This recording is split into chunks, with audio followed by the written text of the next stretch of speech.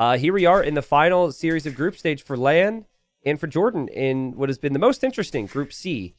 It's a little bit simpler in terms of what can happen for these players. For JorDan, with a good series today, he could move into the third place spot. He does have to wait upon the results of freaking Andy and Barles, but odds are good that JorDan could go third place and then go playoffs. He is not going to be relegated regardless of results today. And, well, for LaaaaaN, it's simple but sad. He is relegated. So he just has to hope to have a really good series and get $40 per win, because that's the possibility here. Yeah, and obviously you don't want to go down 0-15, right? It just feels like we even on stream did the math. Like financially, it would have been even better if he played Gold League last season or this season.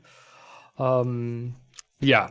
Obviously, a great player that was considered to be top 10 in the world at some point, but now working full-time and tough to compete with the very best in the world. The level has increased so much over the last 3 years. Yeah, and from what I know of LaaaaaN, like, I have seen his talent this season, but I just haven't seen any prep, right? And that's been the theme. It's like, if you're a player who comes from gold to platinum, you need to have practiced a little bit and had a map or two that you have a really strong vision on. And for all the players that really struggled, I haven't seen it. Lix, I think, is an example of a player who I don't think practiced very much. LaaaaaN, also another one. And to go like maybe one step further, I'm really excited to see him play later on. Vivi, you know, I haven't seen, even though he sagged 2 wins in that group, a ton of practice really from him there either. But yeah, JorDan's gone Turks. It's Portuguese for LaaaaaN. It was LaaaAN's very first Civ pick. And neither of these players really scream arena-type maps to me. So I'm excited to see what they do here on Zawal, Nilly. It is actually crazy how I never give JorDan credit for his arena playstyle. Every single time I say, oh, wow, why is he picking arena? He's not great on fortified clearing, on hideout maps. And somehow he keeps consistently winning them. And I'm not sure if, like, I'm not understanding how JorDan thinks, or if he's just way, way, way better than I give him credit for. Well, he has really clean macro, and I think when I've seen JorDan break players who play on these arena-style maps, he's always breaking the guys who go for the low eco-type pushes, right? I remember a game where JorDan played Andy. It was the series where Andy was winning 2-0, and then in the third game, it was Zawal.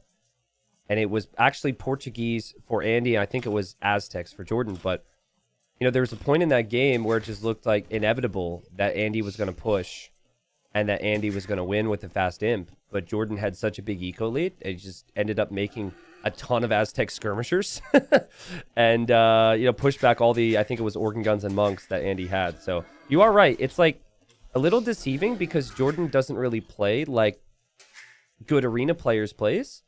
But I think it's his consistency with his decisions and his macro. I would really be interested to see like a Draken versus JorDan best of 7 on arena. I couldn't really tell who I would favor there, but result-wise, it kind of has to be JorDan. Yeah, I agree with you. Yeah, JorDan's been really clean. And you know, there was one series in this season where I was really concerned for JorDan, and that was the very first series. Him getting 3-0'd against Hera on paper wasn't necessarily the craziest thing because he's historically had a pretty bad run against Hera the last couple of years. But it was just how bad the strategy looked, the confidence, everything. It just wasn't there. And then, you know, that week transpired. We said what we said. Oh no, worrisome times for JorDan in a tough group. And then it was a couple days later. JorDan's home from work because he's working full time now. He's not full-time age. And I saw him on his stream, and he was just 8 times speed zooming through games, Nilly. Just zooming through the game. What happened in this game? Zooms through. Okay. Next game, zooms through. And ever since he did that, it's like, I have never had any questions. It's like JorDan just needs to know what's working, what have people been trying, and then you can make good decisions. And that, as a tournament host, Nilly, this is why I get so frustrated with some other players. That's all I ask. You don't even need to put in practice games. I think if you are at this level, practice games help, but like just see what's working and what's not, and it just informs your brain. It fills you with knowledge. And JorDan has used that knowledge really well. So I think that's why he's in a good position to potentially go playoffs. And if he gets to the playoffs, could beat anybody. Yeah. That's actually true. The thing is, JorDan still widely considered as potentially the best player that has never won an S tier 1v1 tournament. Probably together with MBL and Villiser, those three. Yep. Crazy. Yeah. And I think in TTL, he has a really good chance of going deep. But thinking ahead more, I'm already scared for him when it comes to Warlords, because then he needs to relearn everything again, because we will have lots of wild maps then. Yeah, that's true. 9 villagers start, which tweaks things. And it's not a group stage format, right? I think the group stage, big names have been able to relax a little bit more because they're like, I can have a bad week and then I can just recover. Whereas in any type of like knockout format, you really need to be more on top of it. So, good chatter here, good discussion as we're building up, and lovely little mining camp here from JorDan. You don't see that every day in a pro game. But both players are on stone. So I imagine it is Tuesday. Castle. It's very fitting. It's true. It's Lovey the Legend Day. Let's go. Yeah.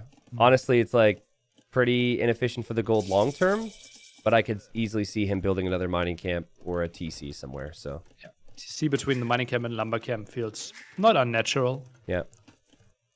Okay, so if it's Organ Gun versus Janissary, I'm not sure who wins in the straight up battle, but I do know which I prefer. And I prefer the Organ Gun solely based on the fact that it costs wood and gold instead of food and gold. And also, if we scale into higher numbers, Organ Guns are also better. Yep. Plus, it's just so much easier to back up some monks. You can convert some Janissaries, while the Janissaries to attack the monks would need to move in. And that's even better for the Organ Guns then. I expect the build-up to be good for land. Like, I expect the castle timing to be good. I'm sure he'll make some organs, but I think it's assessing the situation on the back of the castle drop and how much he invests into it and things like that that will be a little bit tricky when he is a player who's not playing the game as much as most of the other players here in Platinum, and he has not played a ton of games. So I just don't know. I feel like I'm seeing things that all the experienced players have been doing, though. So that's a good positive thing for him. Okay. The question is, if both players are playing the castle drop and not committing to a lot of units, which is possible, are we trying to play fast imp behind this? Is it a battle of Victoria against fast chemistry? Not impossible. Also not impossible if Villager goes down there to a Tiger land. No. Oh no, micro. Should be fine. That would have been rough. Yeah, and I mean, like, it's kind of interesting in the fast imp conversation, right? Because I think the Portuguese with a Feitoria have a really nice fast imp, but then the Turks' free chemistry is normally something that can help win fast imp wars. So I guess we'll see. I like the farming eco from JorDan, though. JorDan's got a lot of farming eco, and he's actually being more passive with this castle. So he's not placing it right away. He's going to drop the second town center first. And man, it's just like we kind of mentioned it, right? Like JorDan prefers the higher eco approach. So more farms, more wood and food, and delaying the castle versus the real like push style that some players go for. Quickly remind me, is there a scenario where LaaaN wins 3-0? And JorDan's relegated? No, he can't get relegated, right? Because he can get fourth. Yes, correct. JorDan can get fourth if he is behind Barles. Yeah, so 0-3 here. And Barles gets a win. Yeah, okay. Yeah. Which I think, I'm still feeling like right now it's going to be a great series, but Barles is so good. I know that Andy is all the rage right now, and people want to be hyped about him. But Barles is so good that I really feel like he will get at least one win against Andy. So it's going to be, like, JorDan's going to need wins, right? He's going to need wins. Yeah. And obviously he knows this. I heard him say this morning, when the pressure's on, he plays his best. I really like to hear those words from him. So let's see how he deals with the pressure here. I'm not sure if I like JorDan's setup here. I think Palisade walls aren't really helping too much against organs. He might not even get his own relics here. Wow, this is tricky. I also don't like how slowly he's building the castle. Also, the TC position's actually horrible if you want to protect your gold as well if the organ guns go through. There's lots of potential here for LaaaN. JorDan knew this was coming, but JorDan just didn't really show a sense of urgency there as the monk almost goes down to the organs. To send lots of villagers over now. Monk can heal up the builds a bit, but they should... Oh, well, at least they have Loom. They do have Loom, but still losses, right? And your whole approach here was to have more villagers than your opponent. LaaaN unable to kill the villagers. If these were the old organ guns, 8 villagers would have died already, and LaaaN just kills 1, backs away.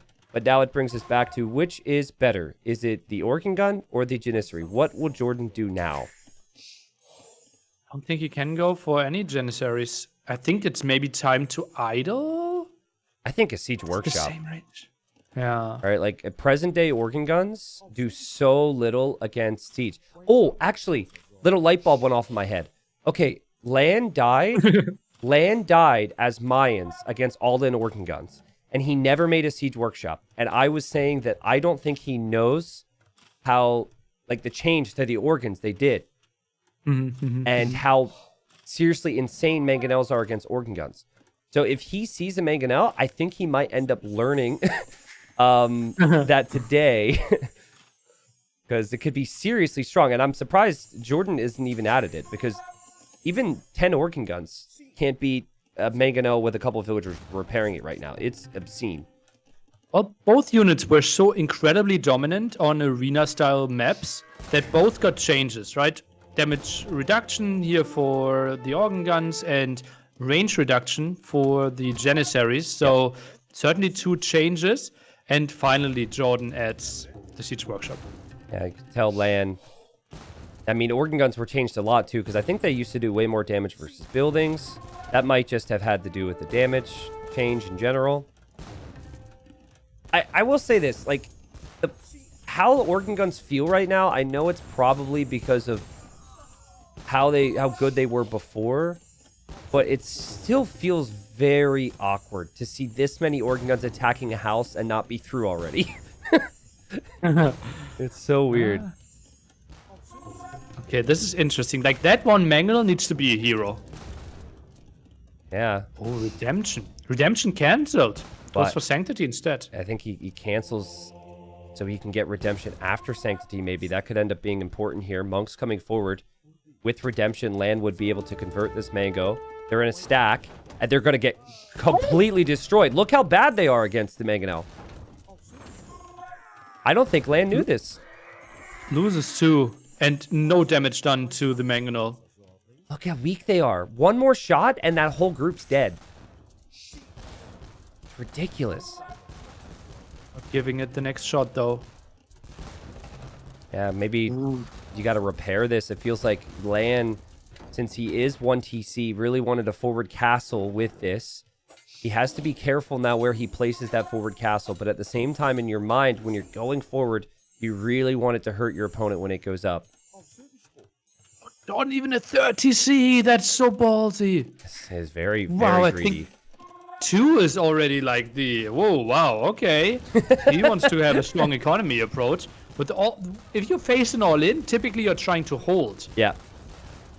And well, there's going to be the castle for LaaaN. We'll see if LaaaN can imp behind it. JorDan investing into villager production out of the 3 TCs would probably be the risk. He's not doing it though, Nilly. He's using the market. He's going to click up to imp. I hope he uses the back TC and not the one that's being castled right now. Wow. Now LaaaN starts to try to buy himself imp as well. It will stay on 5 versus 1 relics for quite some time. Maybe 5 against 0. Okay. So my thing is how effective are the organ guns going to be in this scenario long term? They can't accomplish anything going forward, at least from what I'm seeing, unless they are kept alive and JorDan goes for sneaky move from JorDan to get the relic. Unless JorDan goes for, like, normal units, right? Like archers or cav or something. Oh, they will be good against Janissaries. LaaaN simply needs Redemption Monks. Yeah. That's true. JorDan That's will so get important to chemistry have them. immediately when he makes it to imp. So he adds another siege workshop, planning for bombard cannons. He still has gold, still has stone, has plenty of food. Res collected right now. Jordan is ahead. But nice job from LaaaN. This is a solid arena-style approach from a player who we felt is a little bit underprepared at times for these games. This has been a good attempt here for him, and he still has the fallback for the Fatorias. It's already banking lots of gold and stone. And JorDan, this will take some time to push, right? If you have like 2 bombard cannons, 1 trap or something, you have to shoot through those 2 castles first. Yeah, honestly, you know what I think LaaaN needs to recognize? When he sees faster in from JorDan, he needs to gate the wall that he broke down, and he needs to plan to fall back and hold. I think if you try and YOLO this position, it's a mistake because you will have access to Fatorias. You also have 6 relics. I can recall a game where you did a similar thing, Nilly, with Bohemians against Casva, where you were just like, okay, my all-in is dead, but we can plan for the next stage of the game. Well, and obviously Bohemians are a really nice civ, but yeah, you're absolutely right. Like, LaaaN building those monasteries on next to the territory of JorDan feels like a mistake. Yeah, it feels like he's like, oh no, I need more to hold this position. As the Organ Guns again struggle to really kill much of anything here. JorDan will have his trap. JorDan will have 2 bombard cannons. And LaaaN will lose that castle. And I'm worried for LaaaN because I could see him pulling these vills and trying to even repair, sinking more stone into holding this forward castle up. But there's just no way here. That castle is going to go down. Yeah, very easy. Okay, block printing should be one of the first clicks. Not enough stone to build multiple Fatorias here. Just 1 in the back was needed. No, now he builds a DC? It feels like on low eco Fatoria has been what we've seen. He's not repairing the forward castle. Monk upgrades are coming in. JorDan's 3 TC play looking pretty good now. Right? Look at that Vil count. 71 versus 47. And if the opponent doesn't have a Fatoria, and it's just a boom war onto town centers, it's even better for JorDan. Already 28 farmers here. Really nice setup for him, and not unlikely that he will get to like 10 hussars. JorDan taking his time for now. Interesting, JorDan's adding a university. I wonder why he's doing that. Uh-oh. Organ Guns and switching monks. into CA because he's going for botgun. Yeah, that could make sense. Redemption's in, and the Mangonels just go down anyways. But 1 bomber cannon was converted. LaaaN holding the position, still has those 6 relics. JorDan advancing forward a little too hastily there. Nice hold from LaaaN.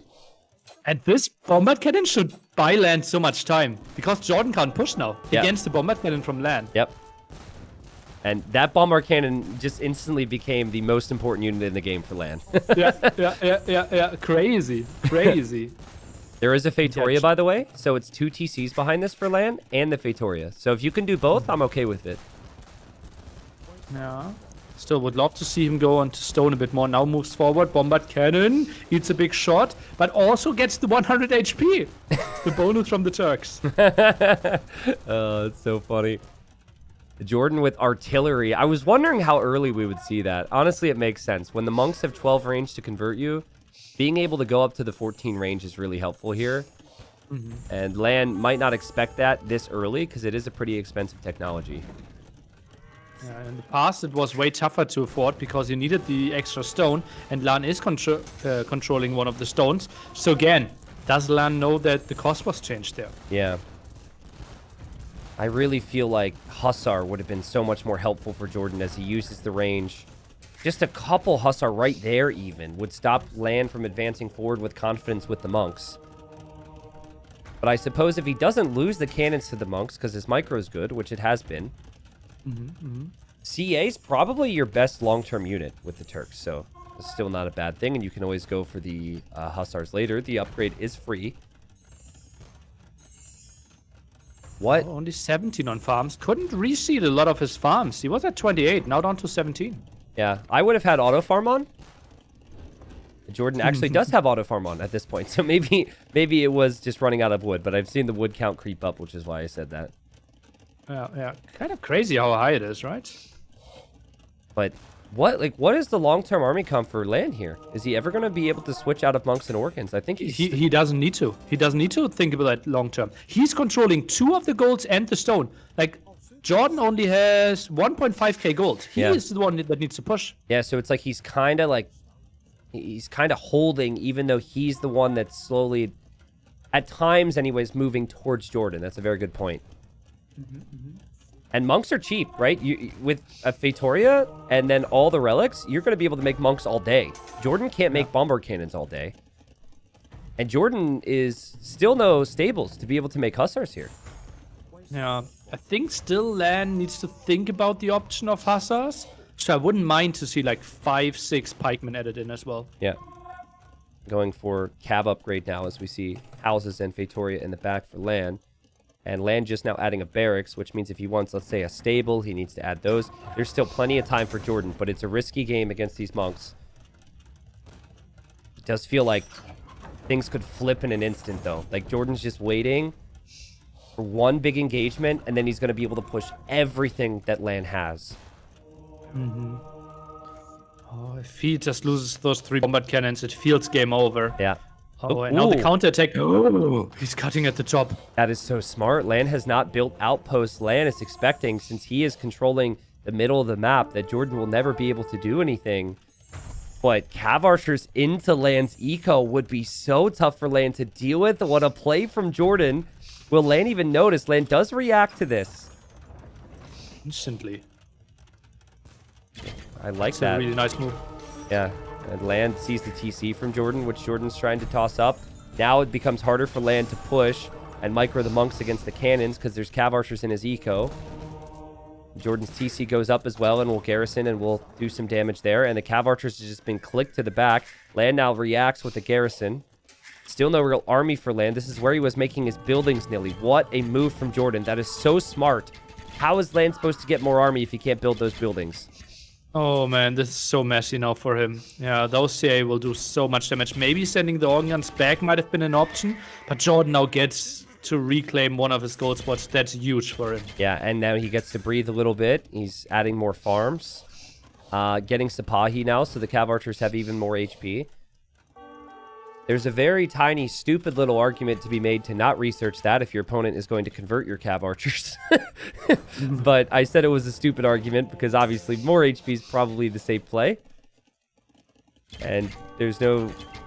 I feel like it's going to be awkward for LaaaN to be able to use the monks with how things have gone. And JorDan has reclaimed some of his gold. His cannons are all stacked together, which is terrifying. But they're advancing forward as one. Oh... and they're gonna go for the castle now. Oh, you can't convert them, right? If they're over each other, how do you click the one behind? Pro strategies. Stack your working guns so your opponent can't convert them. What it looks like. Oh, monks. And this is JorDan's raids catching up to LaaaN. LaaaN's just got so many other areas to focus on, and he was sending organs and skirms home.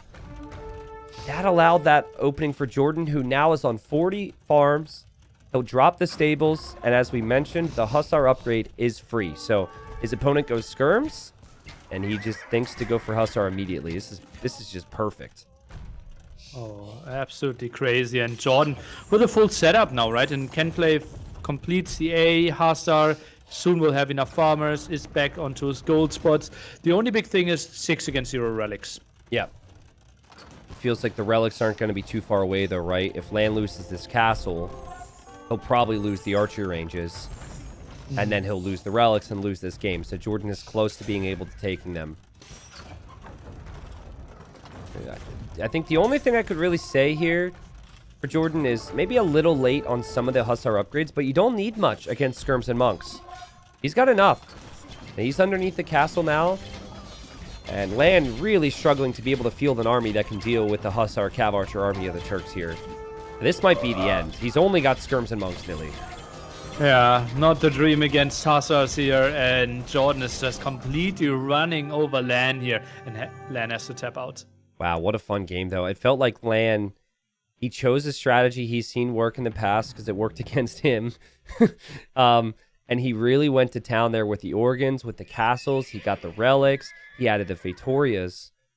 But it never really felt like Jordan was like afraid, right? Like you see a lot of players when they don't have the relics with those early bombard cannons overextend a little and lose too many of them, or like they're not patient with the cav archers and they might run out, lose them to organs, lose them to monks. Jordan just kind of felt like his game plan was solid. He could wait and he could build up slowly, and the slow build up gets the job done. And it's back to what we said about Jordan at the start. He's actually really good against heavy pressure on arena maps. It just felt like LaaaN thinking through the steps. What are the ways I can lose this game? JorDan gets back to the gold. JorDan can maybe somehow counterattack, right? We needed to see one outpost at the right-hand side, one outpost at the left-hand side. Yep. And I think then LaaaN can play such a more controlled game. I also think the Fatorias instead of the TCs is important here. Because if you have 100 Vils with Fatorias, it doesn't click for me. I feel like if you got 60 Vils and then you just instantly go for 2 to 3 Fatorias, that's what I feel is strong. You've got enough normal eco to invest in the Fatorias, and then you get a reward a lot faster, I think, and with the proper resources. But yeah, I'm with you. I mean, it was brilliant from JorDan, but LaaaN just didn't think about the possibility that the other piece of wall could go down. Had some outposting, and then I think switching into things other than organ guns earlier could have been helpful. I would have liked to seen like Arbalest Haub, maybe an extra castle or two in the back. You can continue with organs if that's the case. But Also felt like in late castle age, he simply overbuilt organs, right? yeah, If we think about the one engagement against the Mangonel there, he had 15 organ guns and 2 more in the queue. yeah. And he obviously gets countered by one single Mangonel. Yeah, agreed. I think, but like the explanation for that is simply, I don't think he realizes. I think a lot of people who are watching us right now didn't even realize just how bad organ guns are against mangonels now. Because in the past, like 4 organ guns take out the mangonel, no problem. So it was just such a big change for a player who hasn't been playing as much and who doesn't normally play that type of style. I think that maybe he just didn't know. And we also got to say, you kind of got to know, you know, top 24 in the world.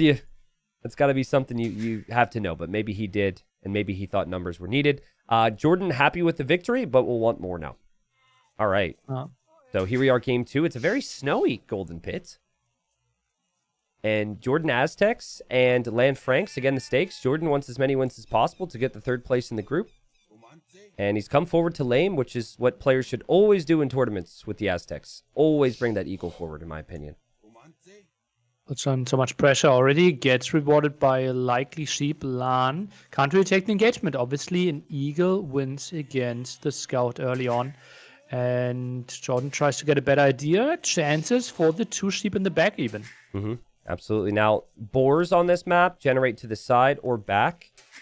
That was an intended change because I felt players could spawn really close together. And we wanted laming to be possibility, but not game ending.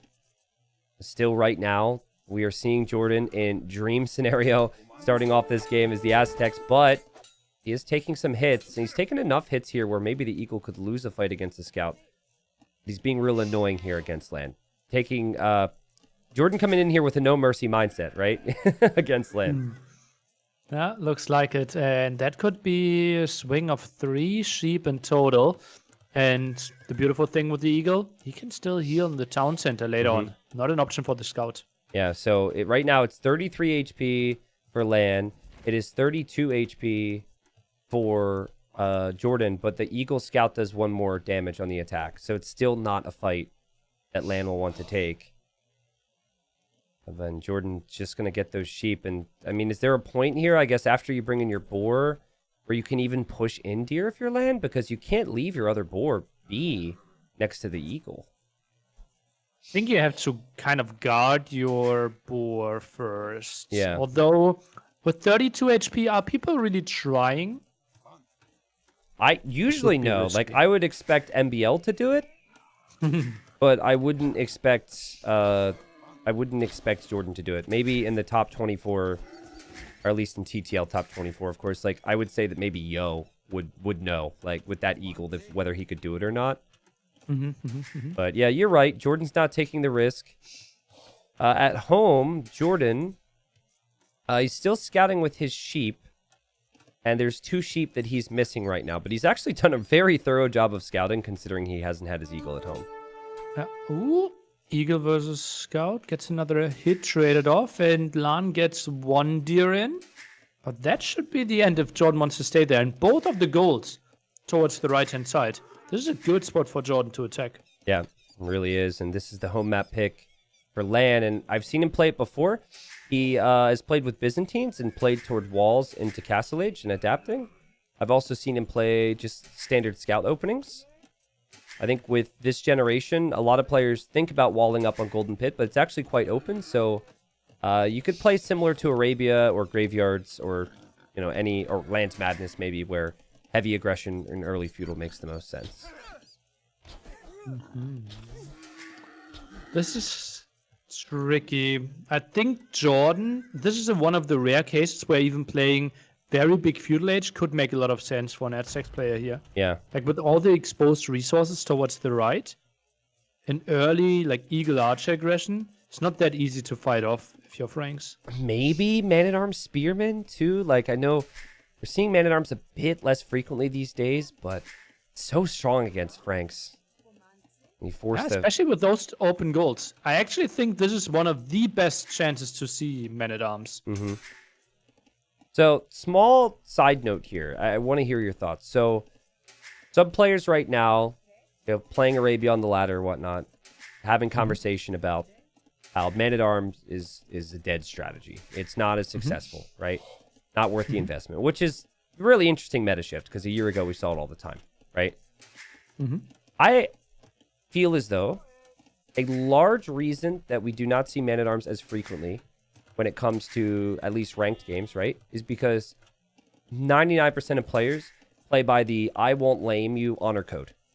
And so there's no reason for you to go get your sheep that are on the front right away. There's no reason you can't just leave your sheep that you scouted with 1 sheep over there for 3 minutes as you push in all your deer, right? You could get the really fast up times, and you can go for the nerdy little fast archer builds or scout builds because everything's going to go perfect for you every time. Do you think that's a big part of it? What are your thoughts on that? I'm not necessarily saying I want anyone who's 2K plus who plays me next time to steal my boar next. But I feel like emotionally I've actually gotten to a point where it comes to ladder games and whatnot where I would like to see laming be a little bit more common, actually. I think those are 2 very different thoughts. Okay. I don't think laming is that much related to why Man-at-Arms can't be played anymore. Okay.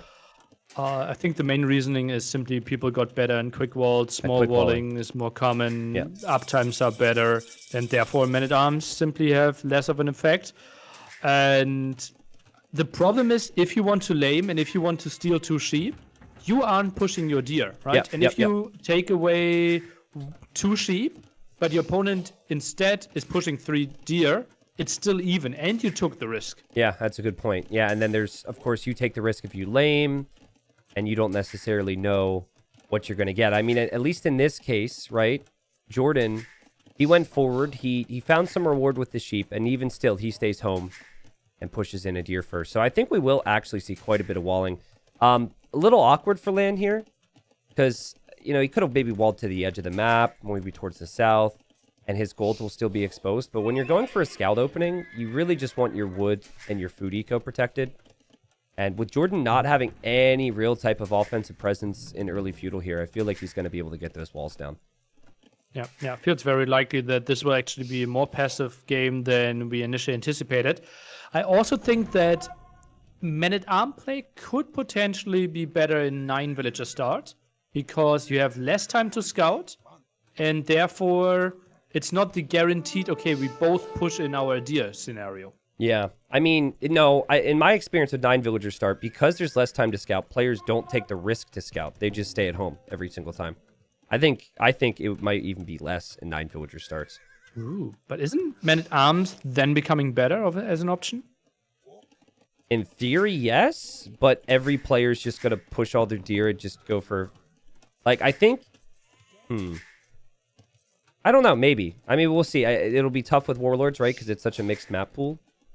Yeah.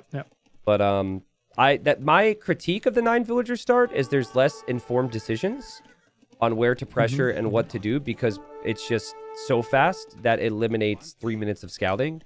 And if it eliminates 3 minutes of scouting, players, ironically, will maybe opt to play exactly like we're seeing here, where they just say, well, we're just going to wall up and play safe before we make any real decisions. But wasn't that the early approach for 9 villager start? I think nowadays you start with so much line of sight around your town center that you're basically gaining back 1.5 minutes of scouting time. Yeah, maybe. That's a good point. I don't know. Yeah. I'm only thinking based on tournaments I've seen, and like, it's been a bit as well. Meta, the way players think about the game has changed a little bit. JorDan goes into the TC here. Risky. It feels like even if he got through with 1 archer and the spearman, he wouldn't have accomplished much back there. So loses a unit and now doesn't have a unit to annoy the gold. So, are you surprised? Because you looked at the map for LaaaaaN and you thought that would be an area for JorDan to pressure. Are you surprised at how passive he's been here? Well, probably didn't identify that enough, or felt like, he didn't scout the second gold. True. And maybe felt that then if he scouts the second gold, you're more actively thinking through it. Yeah. But actually he scouted all the other areas and knew that the gold wasn't there. So I would have expected a bit more of an aggressive play, but JorDan, maybe fine. Just use the market, and it's not the longest distance to go for a big eagle pressure. Well, it is just...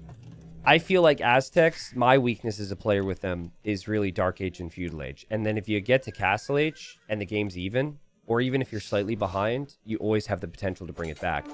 Especially against a civilization like Franks, where you don't really expect an archer switch.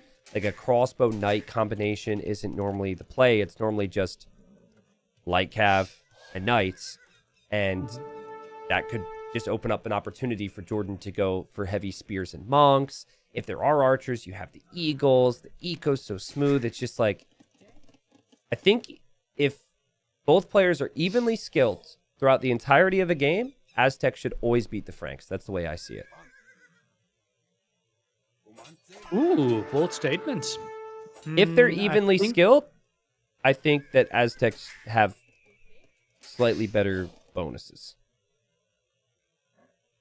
Old Aztecs for sure. Old Eagles for sure. We've not seen them that much anymore. I think if you're fully walled, if you get all this control to the gold, short distance, probably I agree with you, but I think it's actually relatively close. Okay.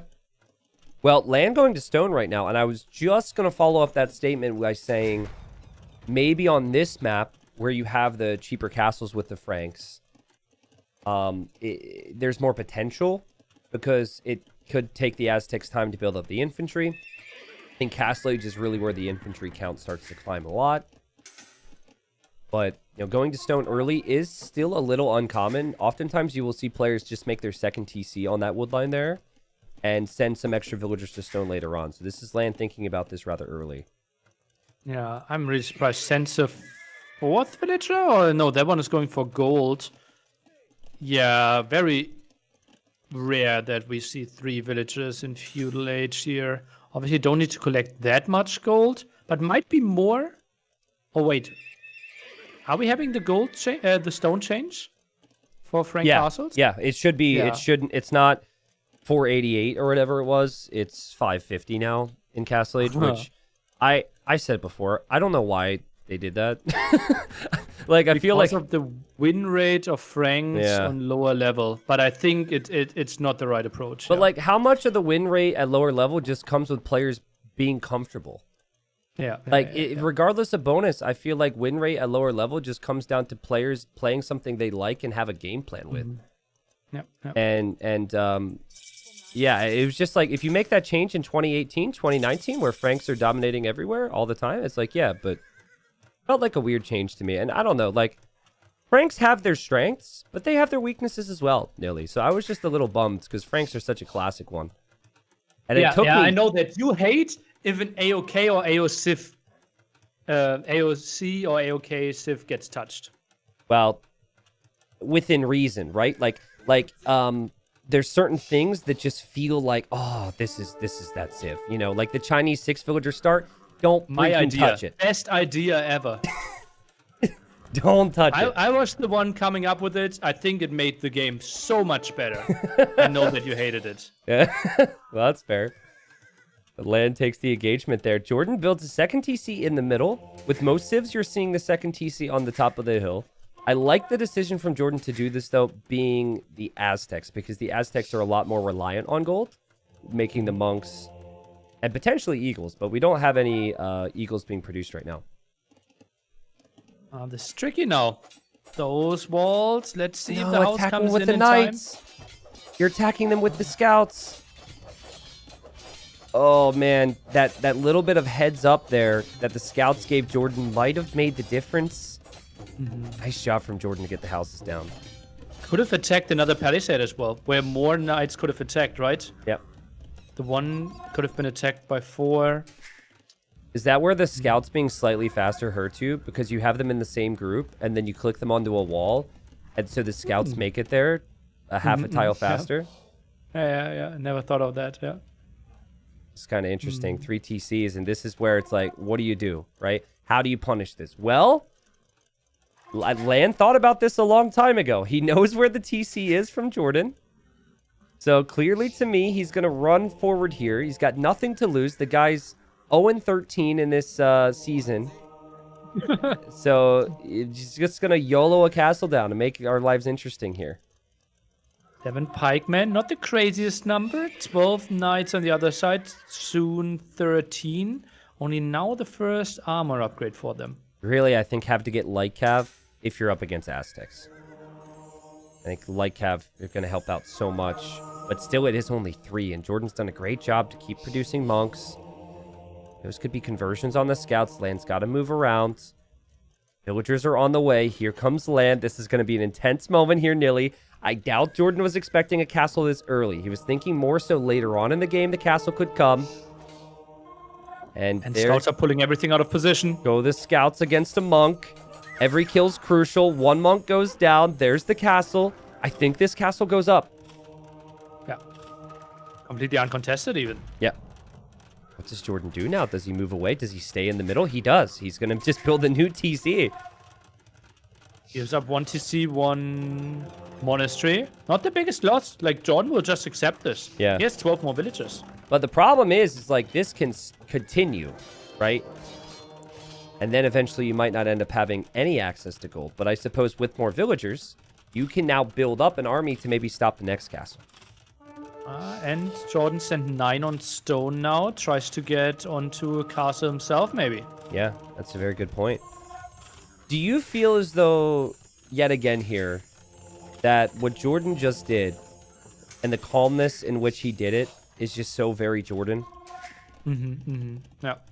Like, other players have crazy. calmness under pressure too, but this feels like Jordan-esque, you know, like deciding to give up the position. Like, I feel like some other really big names would actually try and like get a couple more conversions there, maybe start to take the engagement, realize, okay, I can't take the engagement, hop into the TC or something. But Jordan's just like, nope, okay, that's not realistic. Well, we'll let it happen. Yeah, and he obviously knows, wow, you get a castle at this point. You're building it with like 10 villages. You must have had a lot of investment there. You can't be at 3 TCs. Yeah. And there's another castle, and oh boy. Okay, now Jordan wants to build his own castle? That's too late, Jordan. Oh, problems. Goodness.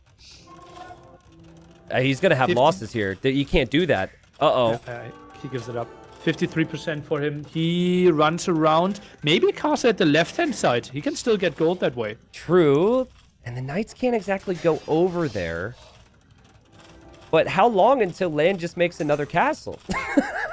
Here go the knights. Now, the knights are going to head over there because they see this. Jordan has to have his monks prepared. Jordan's monks aren't exactly prepared right now. They've been pulled over to the right side. He could lose villagers here.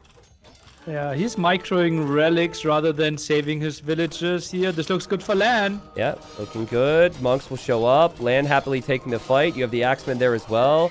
LaaaN really committing to the fight. The castle for Jordan might be denied here, and Jordan could lose a lot of monks, but it's Aztecs.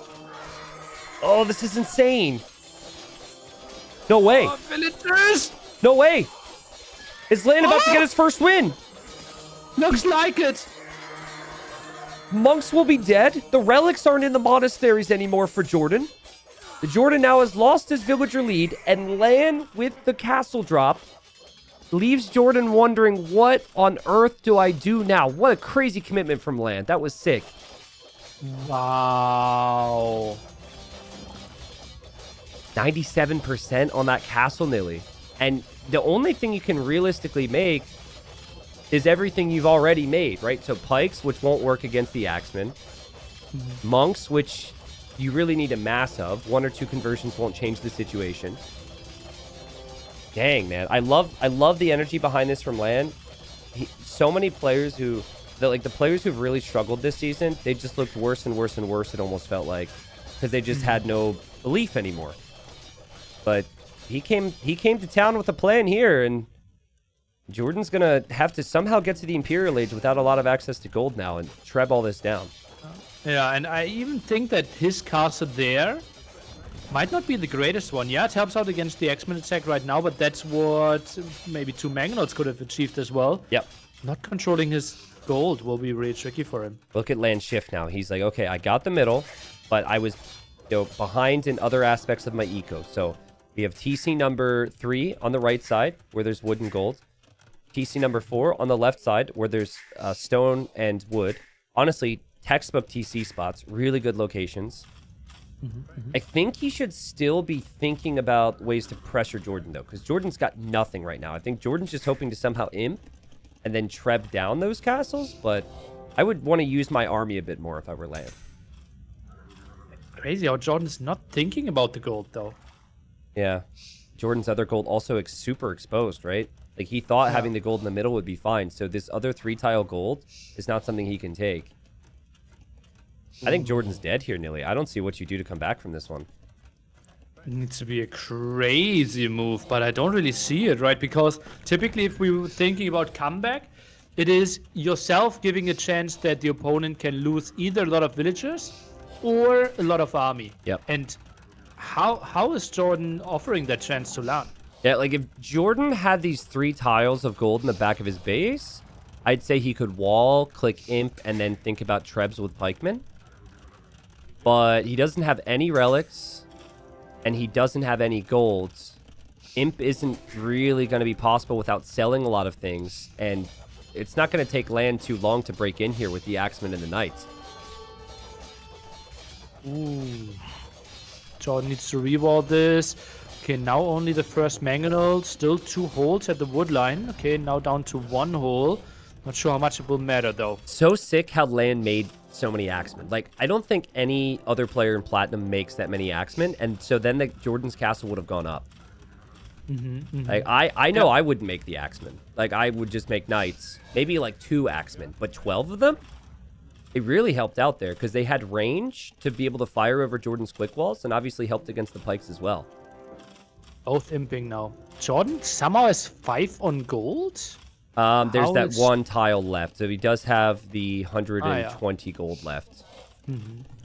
Also, it really hurts that he couldn't save any of the relics, right? LaaaaaN has 3 now from the center. Yeah. If JorDan could have saved 2, that alone would have given him so many traps. Yeah. He was definitely doing a lot in that moment where he was adding, he was like pulling his monks and the relics away as he dropped the castle. And I think in JorDan's mind, he thought, I'm going to move my relics somewhere safe, and I'm just simply going to use my pikemen to defend the castle. And then when the pressure came in, I think he realized, wait, I can actually have this castle be denied. So then he needed to drop the relics to try and convert. Yeah, he was juggling the relics way too much. Monks completely out of position, and that made it so easy for LaaaaaN to close on the distance, deny the villagers. Look at the axemen go. Axemen go brrr here. And so this is actually really nice. It's kind of funny how we talked about, why did they make Frank castles more expensive? Well, now there's 5 castles for LaaaaaN.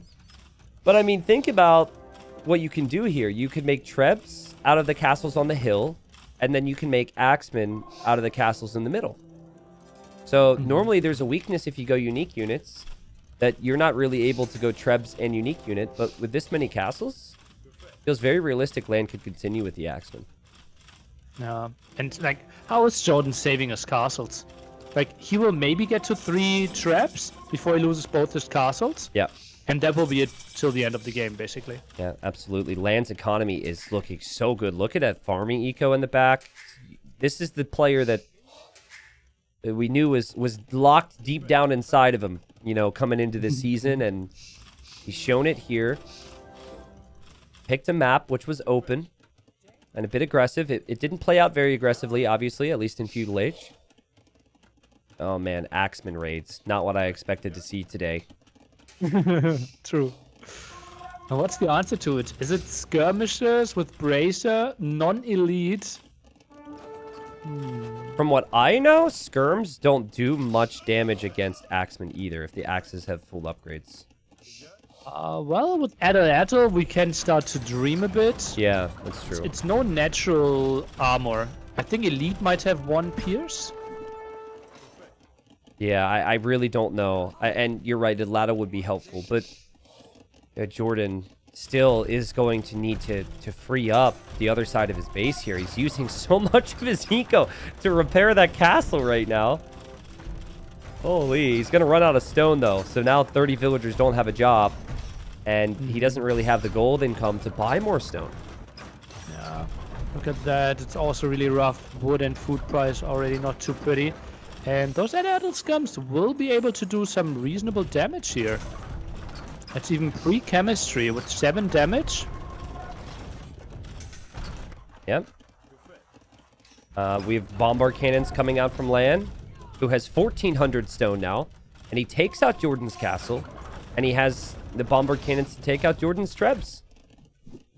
So I think, you know, even if skirms became an issue, I think that LaaaN could always think about Cavalier now with no pikemen, or not many pikemen on the field, and not many monks on the field either from JorDan.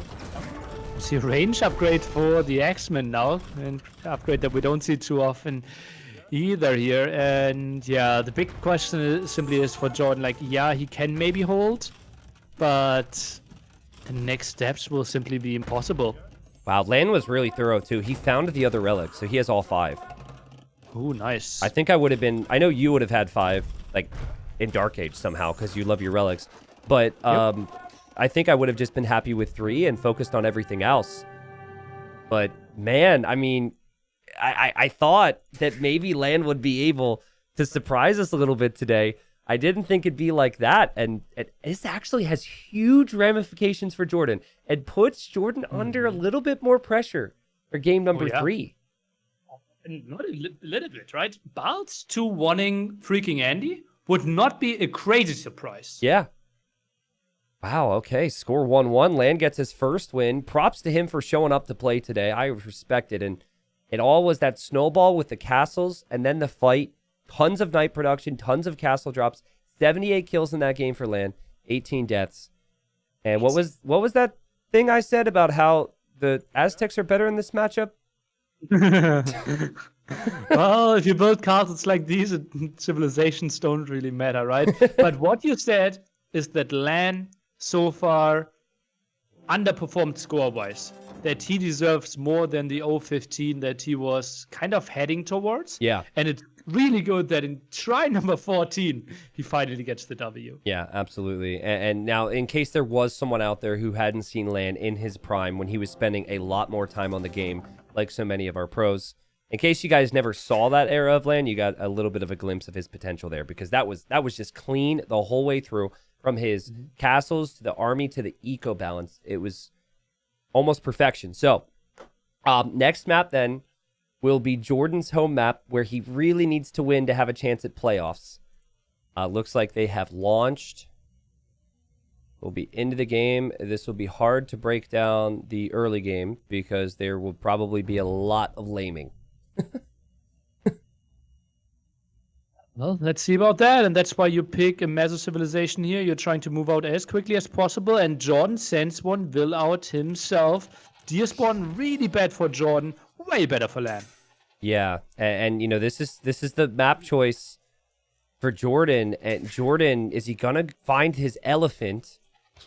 Both players having their elephants around. Rule number 1 of Socotra: take your elephant right away. JorDan's gonna do that.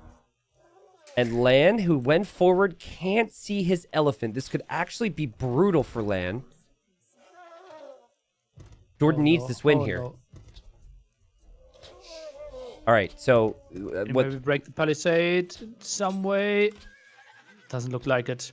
Well, I mean, actually, you can mill this and be completely fine, I think, because your ostrich are going to be here as well. So that's not the end of the world. What JorDan now needs to do is make sure that he pushes the ostrich away before killing them. Yeah. He shouldn't instantly kill them. Also, LaaaN could have if he wanted to. Oh, JorDan used the scout to kill the elephant. So now that food is gone. That was huge from JorDan. What a play. I completely forgot about that possibility, and I'm guessing LaaaN did as well, because he will look at the elephant now, and there is no food there. And in a game where JorDan really needs wins to give himself the best chance of getting third place, that's a big moment, and we should say LaaaN didn't attack the palisades. He didn't even take JorDan's elephant at the start when he saw it. He could have taken it with the eagle. Oh, that's big. That's really big, yeah, because you've got the plus 100 food you started with if you're the Lithuanians. And now, like, I was kind of factoring in LaaaN having that food available. I don't know how he's going to be able to get the feudal age at a reasonable time. I think this is the spot where a normal feudal age is not an option. And that's why you need to villager war here, right? Yeah, oh, agreed. no, he walled in the berries? But is that enough? Well, that prevents JorDan from getting more food, but I think JorDan doesn't need that food. So yeah, I would agree that bringing a villager or two with your eagle and trying to vill war would probably be a good thing to consider here. JorDan doesn't know about the walls around the berries. Yeah, it's so funny how often that happens on this map. And then you go out and you plan to take it, and then you realize. So that's actually a really nice thing for LaaaN, the fact that JorDan doesn't know. But again, The thing is, those aren't great walls, especially the one palisade at the front that only has 30 HP. You can build a mill there, and 4 villagers could actually take berries. Yeah, that's a good point. Maybe JorDan will still choose to do that, or you could shift his focus. He could make a mining camp as his second feudal age building. But, you know, I've said this so many times this season. First thing you do, take your elephant on Socotra. And LaaaN, not only did he not take his elephant, he saw JorDan had walled in the Ville, and he never even attacked the palisades, which would at least force JorDan to have to, you know, fully build them and work for it a little bit. So And then sometimes the elephant can de-aggro, you can shoot it, you can take it. yeah. It was like LaaaN was like, I don't even like the taste of elephant, so you go ahead and have it. Which, you know, if that's how the game worked, then maybe that would make sense. But this is a big part of the map. I was surprised a little bit that JorDan picked this map because I don't see him as a super lamey type of guy, but he's definitely had the edge in that department here. Sorry. I'm really enjoying cooking competitions where people Ooh. like, especially like MasterChef is something I really love. Okay. And I'm watching the season on YouTube, watching through the first 6 episodes. And episode number 7 is a vegan cooking episode where the contestants have to cook vegan. And the episode is not on YouTube. So I couldn't find it. So they're basically like, no one's going to want to watch the vegan episode. Yeah. We're not going to put it. So weird. So weird. What type of loser watches a vegan episode? Oh, God. I got so excited for it. I'm sorry for you, man. That's sad.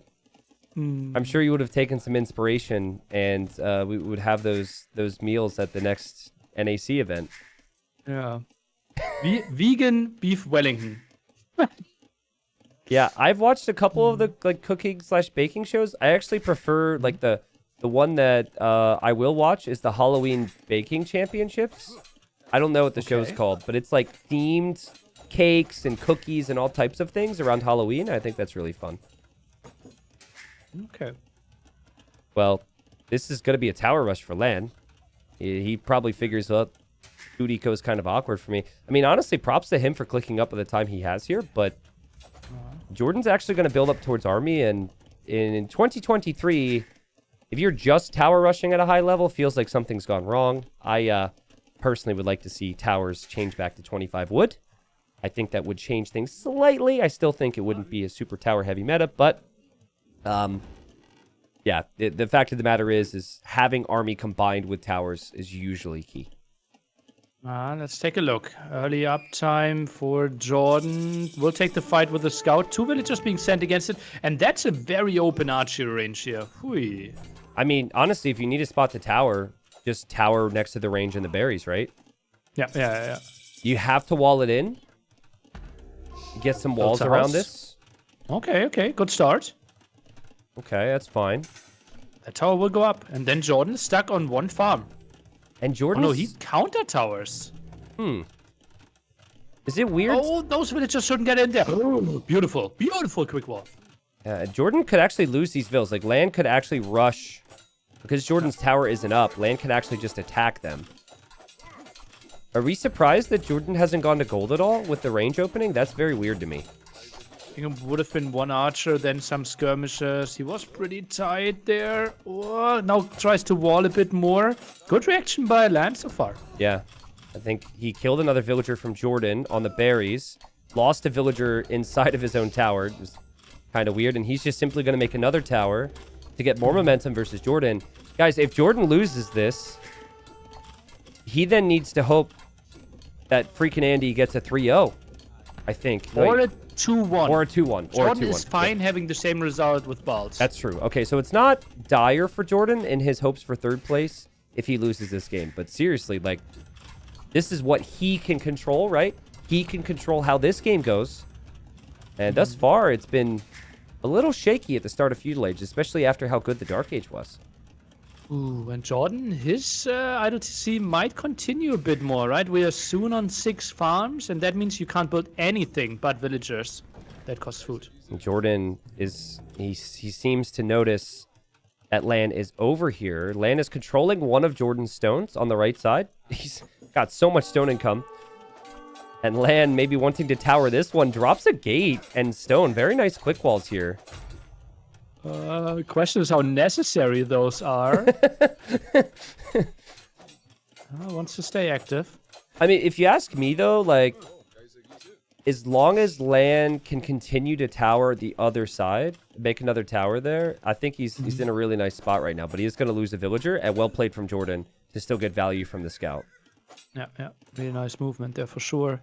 And LaaaN will keep up with production, as it seems. Oh, JorDan takes the stone at the front. That's kind of a funny one. He's like, fine. Fine, if I can't take the other stones, I'll just take yours. Because nothing is yours on Socotra. It is all available for the taking. And, I mean, LaaaN's going to see that. LaaaN should just tower it immediately next to the barracks, I think. Right? Does he see it? He sees it. You got a tower there, LaaaN. How much stone is left there? Yeah, enough stone. Goes for a tower, not a crazy one. JorDan's farming eco is really good. That's something I'm picking up on right now. In fact, LaaaN has pulled all of his farmers to build the tower too. JorDan's he's got 14 farmers right now. That's crazy. That's a really, really good transition already. And I think LaaaN overpulled villagers simply. Yeah. That could be some IDLTC for him now.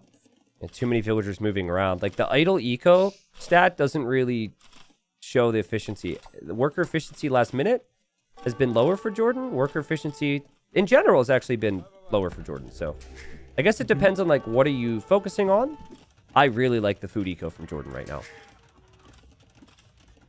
Yeah, that's really pretty. Also has a super safe gold in the back, I thought, but the tower actually went up there for LaaaN. Yeah. That's why JorDan needs to go into stone to counter tower the tower on the left-hand side. Can you imagine if LaaaN would have been on gold and could maybe make like a couple eagles right now? Just to start to get the ball rolling? That'd be so nice. That's why I felt like the tower was a bit in no man's land. A bit further down, it would protect the gold. A bit further next to the barracks, it would protect potential farms around the mill. Yeah. I mean, we've seen games before where not having food eco on this map plays a really big role. And that's, I guess, the beauty of the pros and cons of it, right? Each tower is 50 wood, which is basically a farm. And then it's the villagers, of course, building the towers. JorDan just hasn't had his villagers building things as frequently as LaaaN has. They've been working a lot. So res collected for JorDan, probably going to be looking better. Yeah, he's collected 500 more resources. Look at these skirmishers. It's just speedy skirms and a couple random spearmen for JorDan. And this is a lot of work for LaaaN, but LaaaN wants to get another tower down, and he's going to place one right here on this stone. He wants to fully deny all of the stone and the gold that JorDan has available. Oh, that's not enough protection, though. Needed some more eagles, I believe. And those skirmishes with fletching, this actually helps out quite a bit. Yeah, if you weren't Lithuanians, the skirms wouldn't be easy to use, but because of the speed, it's actually working. And the Noboru rush doesn't work anymore. The armor on infantry doesn't apply to Incan villagers in feudal age. RIP. So 1 military against 13 right now. Oh man, and JorDan, of course, has a lot more to fight for as well. And villagers do pretty decent bonus damage against the tower. There's so many villagers here, but I think eventually the tower's simply just going to go down for LaaaN. Looks like it. Lots of idle villagers still for JorDan. Could attack some more of the vills there of LaaaN, I would believe. And it's going for that now, and that's why we see villagers falling. Yep. Villagers will fall. Tower will eventually fall. Both economies extremely idle, and I think LaaaN realizes he's going to lose that tower. So he'll now run over to the other tower. As really is nowhere to go from there, though. The villagers are eventually just going to be picked off by skirms. Like, what do you do with these vills? Yeah, probably wall in and do some shenanigans there, some hopping, but could be some dead villagers for sure. Yeah. This is not the first time we've seen skirmishers against eagles on this map. Yo went Goth skirms against Aztec eagles in a game against Valis, and it was just because eagles in feudal age take so long to produce, but also it's so, and thus it's very difficult to mass them. The skirm player can get a decent enough group to be able to push back eagles. Wild. Barracks was late as well. Yeah. Oh, villager could even die there. Wow, gets another one. The spearman gets a kill. All right. So it does feel like JorDan's in the better position for me. It's still awkward to get access to gold, but he will get it back because he made a tower, garrisoned, and used villagers to shoot down the tower that LaaaN made to deny the other gold.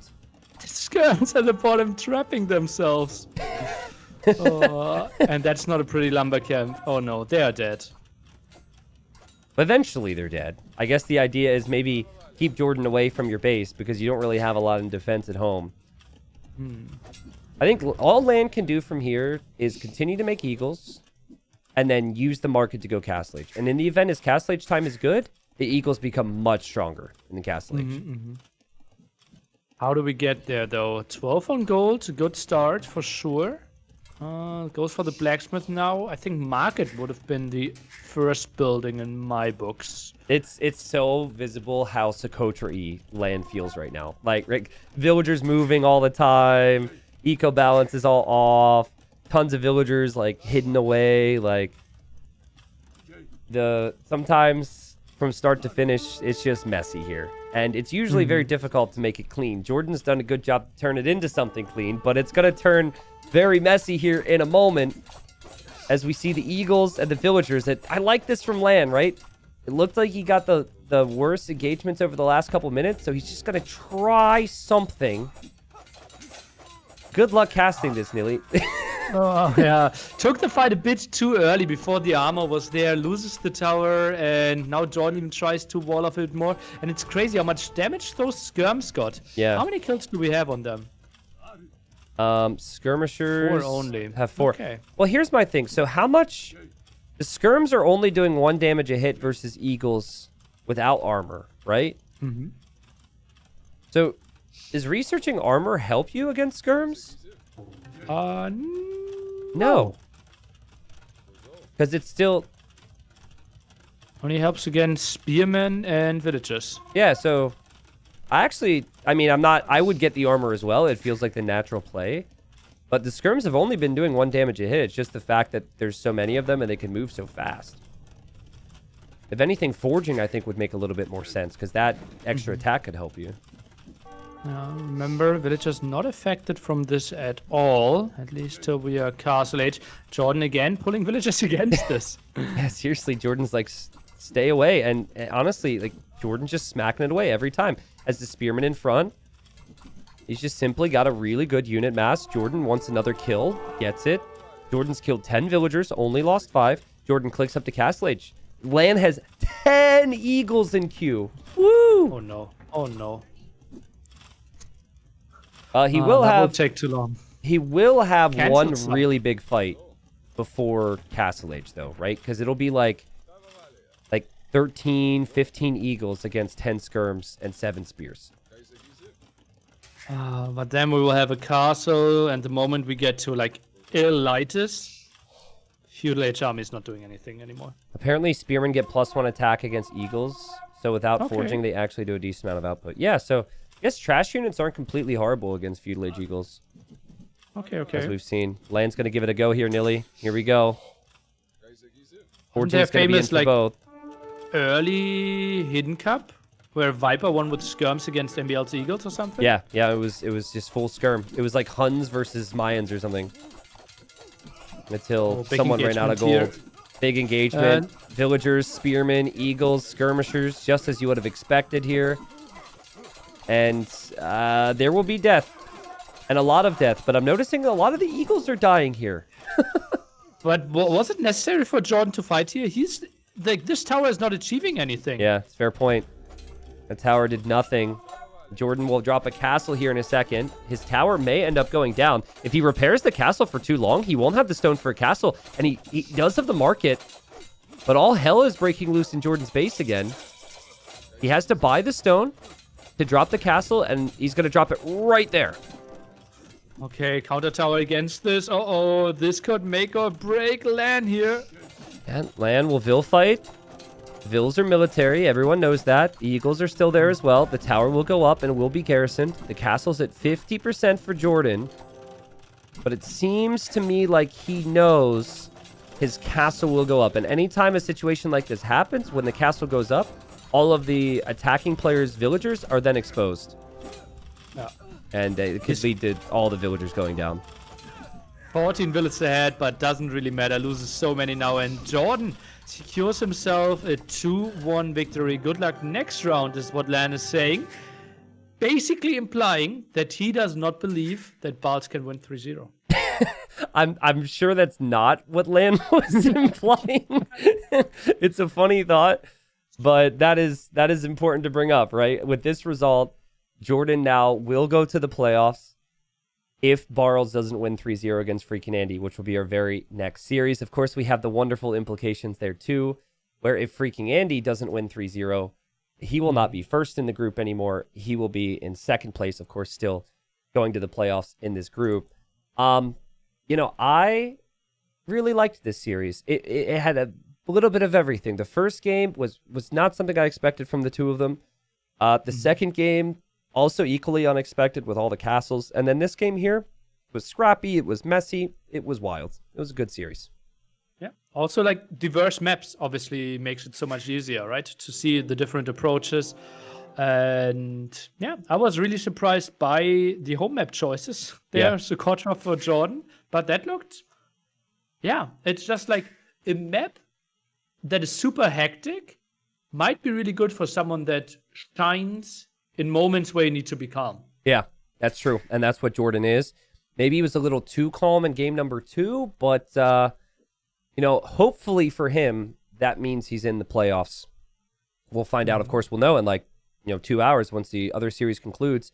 Go to the Statafrax sheet because people like their numbers and just input the results from the series here today. And it's probably going to say 87.5% chance for JorDan, which again just means that's what the stats say is the chances of Barles getting, or I guess not getting, the 3-0. Interesting though, we still, and I forgot about this, still have to discuss the implications for Ganji in the next series too. Because Ganji needs Andy to 3-0 Barles to stay alive. Ooh. But Andy needs to 3-0 to get first. And then, of course, I guess Jordan would be happy with Andy getting a 3-0 as well. So for Bartels, it's no different if he wins or loses 2-1. Yes. Sure. Yeah. Yes. For Bartels, it's only relevant, like, he loses 3-0, he actually gets 5th. He wins 3-0, he gets 3rd. Yep. Otherwise, he gets 4th. Yep. Yeah, that's a good way to look at it. And so I think, before we take our break and then start that series, my feeling is that Bartels and Andy is going to be a banger of a set. I think it's going to be really close. I'm going to say that I'd be surprised if Andy 3-0'd Bartels or if Bartels 3-0'd Andy, which may mean Hera first, Andy second, Jordan third, Bartels fourth, and then Ganji fifth. However, nobody expected Andy to 2-1 Hera. No one expected Andy to 2-1 Jordan.